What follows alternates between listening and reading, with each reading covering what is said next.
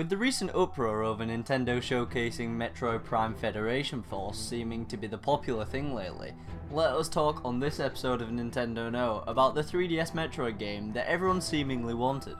So it seems that Nintendo don't quite know what to do with the Metroid franchise of late, but let's head back to a time when they did, a time they were pretty much nailing it. Retro had released Metroid Prime 1 and 2, Zero Mission, and prior to that Fusion had been released by core Nintendo teams as well. Of course, I'm talking about the early to mid 2000s. Nintendo had definitely gained some good faith from fans of the franchise with these games, and Metroid Dread seeked to continue this good faith. The first we were to hear of the game was through a report in the June 2005 issue of Game Informer, in which they said that it'd be a 2D side-scroller on the Nintendo DS, and would follow Samus's journey following the event seen in Fusion. This of course is a prospect that every Metroid fan still wants to this day.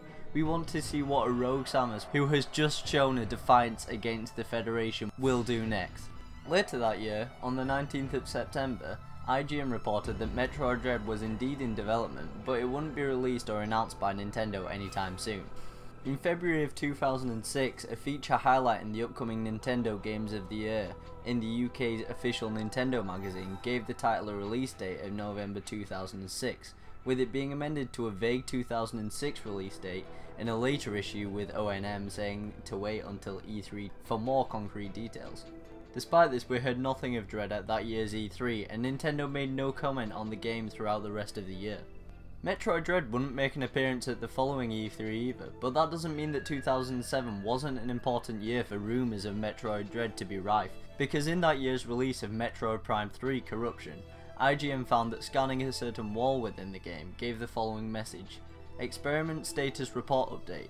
Metroid Project Dread is nearing the final stages of completion. This of course made many people think that it was soon to be announced and subsequently released by Nintendo.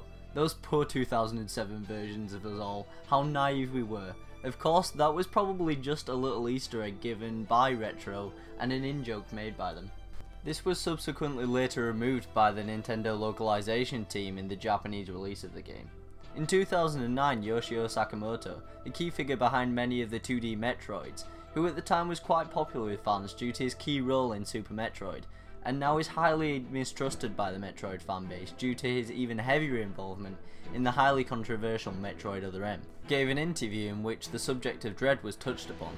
It was said by Sakamoto that Other M and Dread were two completely separate projects, and that while it was no longer in development, it may well be done one day and completed. In 2010, Craig Harris, the then editor at IGN, said that Craig Harris, the then editor at IGN, said that the story for Metroid Dread was fully completed, claiming that Nintendo has it and can bring it back at any time.